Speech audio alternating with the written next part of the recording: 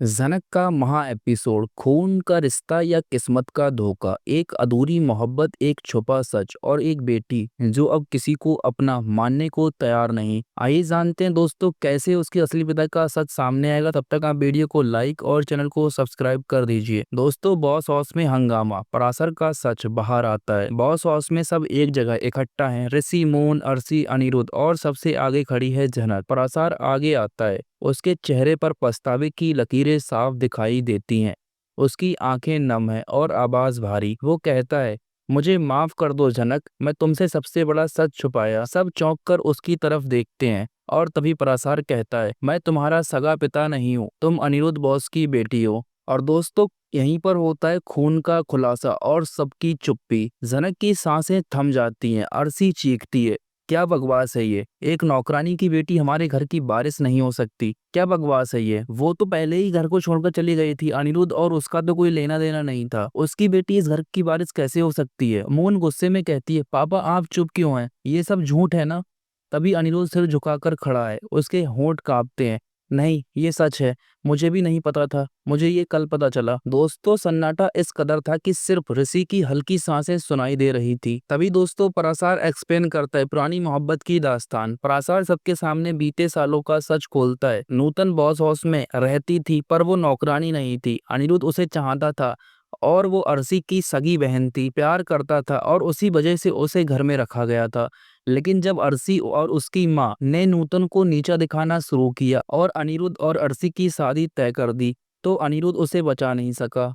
और यहीं पर नूतन का दिल टूट गया और वो बॉस हाउस छोड़कर मेरे गांव आ गई थी। और फिर ऐसे ही कुछ साल बीतते और वहां पर एक रात अनिरुद्ध आ पहुंचता है। जब जज्बात हद पार कर गए, पराशर रुकता है, फिर कहता है, कुछ साल बाद अनिरुद्ध नूतन से मिलने गाँव आया, माफी मांगने। वो रात बारिश हो रही थी, दिल बहक गए और उसी रात जनक इस दुनिया में आई। लेकिन नूतन ने कभी अनिरुद्ध को नहीं बताया और मैंने भी अपनी बेटी मानकर पाल लिया।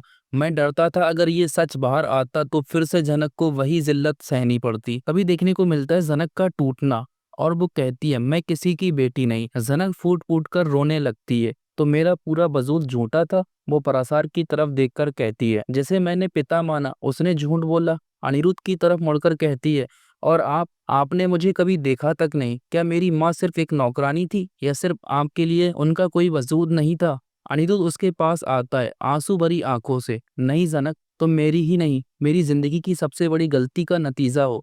लेकिन मैं तुमसे बेशुमार प्यार करता हूँ एज ए फादर। मुझे नहीं पता था कि तुम इस दुनिया में हो। मुझे कल ही पता चला और कल से मैं बेचैन था। तभी जनक का जवाब आ जाता है। जनक तुरंत कड़क आवाज में कहती है, मुझे किसी का नाम नहीं चाहिए। जी हाँ दोस्तों, जनक कांपती आवाज में कहती है, जी हाँ दोस्तों, जनक कड़क आवाज में कहती है, मैं किसी को अपना पिता नहीं मानती। मुझे नाम नहीं चाहिए, ना पराशर का ना अनिरुद्ध का। मैं अपने दम पे जिंदा हूँ। ऋषि मेरे साथ है, बस वही काफी है। और तभी दोस्तों अगले पल देखने को मिलता है अर्शी और मून का ताना, ये लड़की कभी एक्सेप्ट नहीं होगी। जी हाँ दोस्तों, अर्शित कहती है, तो क्या अब ये बॉस हाउस की मालिक बनेगी? मून कहती है, इसने ऋषि को फंसा लिया और अब सब कुछ हथियाना चाहती है। पहले मेरा मंगेतर छीन लिया और अब मेरे ही घर पे आंखें गड़ाए बैठी है। तभी दोस्तों ऋषि बीच में आता है और कहता है, इनफ, जनक ने कभी कुछ नहीं मांगा, सिर्फ बर्दाश्त किया है। और तुम दोनों के झूठ का दिन अब खत्म हो गया।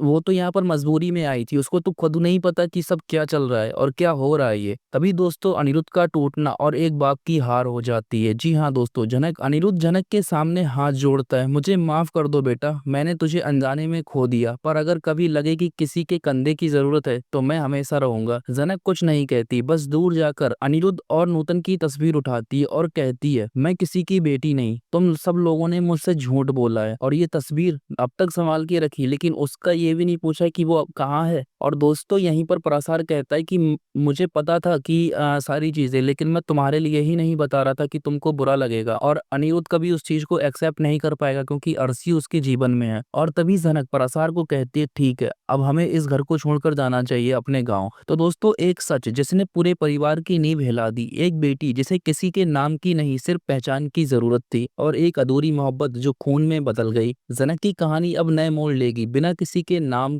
के, सिर्फ अपने दम पर। तो दोस्तों अगले एपिसोड में क्या होगा? क्या अनिरुद्ध अपनी बेटी का विश्वास जीत पाएगा? अर्शी और मून करेंगे जनक को प्रॉपर्टी वार में फंसाने की कोशिश? ऋषि और जनक का प्यार बनेगा ढाल या टूटेगा फिर एक बार? तो देखते रहिए जनक सीरियल की अपडेट सिर्फ और सिर्फ हमारे चैनल पे। मिलते हैं अपने नए वीडियो साथ, तब तक के लिए धन्यवाद, अपना ख्याल रखिए।